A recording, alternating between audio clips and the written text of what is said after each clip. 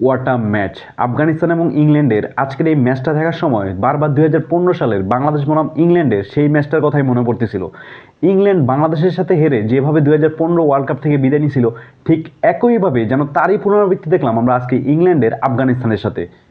একদিকে আফগান ক্রিকেটের এই উন্নতি দেখে যেমন ভালো লাগতেছে, অন্যদিকে ইংল্যান্ডের জন্য কিন্তু কিছুটা খারাপ লাগতেছে। কারণ আপনি জানলে অবাক হবেন, ইংল্যান্ড ২ ম্যাচে ৬৬৮ রান করেও ২টা ম্যাচই হারছে। প্রথমটায় অস্ট্রেলিয়ার বিপক্ষে ৩৫০ রান করেও তারা হারে এবং আজকের ম্যাচে আফগানিস্তানের দেওয়া ৩২৫ রানের টার্গেট চেস করতে যায় তারা একটা সামান্য কিছু রানের জন্য হারা যায়। তবে এখানে আফগানিস্তানের বোলারদেরকে কিন্তু একটা ক্রেডিট দিতে হয়।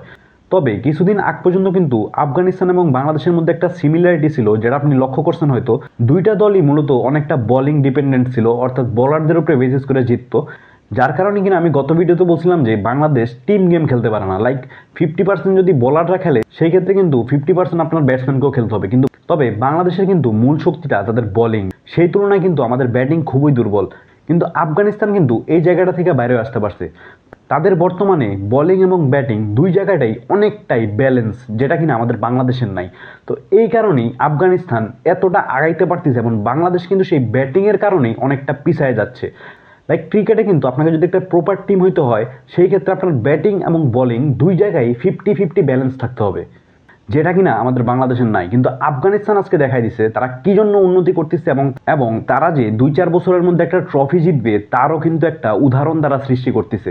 লাইক আজকে যদি আপনি আফগানিস্তানের খেলাটা দেখে থাকেন, সেই ক্ষেত্রে ফার্স্টে মাত্র ৩০-৩৫ রানের মধ্যে তাদের ৩ উইকেট পড়ার পর ইব্রাহিম জাদরান যে ইনিংসটা খেলেন, এই ইনিংসের উপরে ভর করে তারা যে ৩২৫ রানের একটা টার্গেট সেট করে দেয় ইংল্যান্ডকে।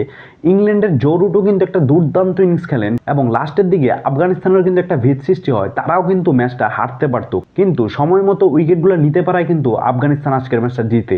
আফগানিস্তান কিন্তু এই ধরনের মুভমেন্টে এর আগে অনেকগুলো ম্যাচ হারছে। লাইক আপনারা পাকিস্তানের সাথে 2টা ম্যাচ মনে আছে, যখন নাসিম শাহ এই ধরনের মুভমেন্টে আফগানিস্তানকে হারায় দেয়। এবং আজকে আফগানিস্তান একটা ভালো কাজ করছে, লাস্ট ওভারটা ফারুকিকে দেয় নেই। লাস্ট ওভারে কিন্তু ফারুকি এখন পর্যন্ত 4-5টা ম্যাচ হারাইছে আফগানিস্তানকে। যদিও সে ভালো বলার, কিন্তু লাস্ট ওভারের প্রেশারটা কেন যেন নিতে পারে না। সেই ক্ষেত্রে আজকের ডিসিশনটা ছিল বেস্ট, অর্থাৎ আজকের ম্যাচে লাস্ট ওভারটা তারা আজমাতকে দিয়ে করায় এবং তিনি কিন্তু একটা দুর্দান্ত ওভার করছেন। অর্থাৎ ইংল্যান্ডের আদিল রাশিদ কিন্তু তখন পিছে ছিল এবং সে কিন্তু মোটামুটি ব্যাটসম্যান এবং বাউন্ডারি বের করতে পারেন। তাকে তিনি যেভাবে বোলিং করছেন এবং যেভাবে ডটগুলা বের করছেন, এবং এই দুর্দান্ত ওভারটার কারণেই কিন্তু আফগানিস্তান আজকের ম্যাচে জয়টা পায়। তো নেক্সট ম্যাচে আফগানিস্তান যদি অস্ট্রেলিয়াকে হারাইতে পারে, সেই ক্ষেত্রে তারা সরাসরি সেমিফাইনালে চলে যাবে। এবং এই পারফরমেন্সের পরে আফগানিস্তান যদি ফাইনাল খেলে, খুব একটা আপসেট বলা যাবে না, অবশ্যই তারা ডিজার্ভ করে।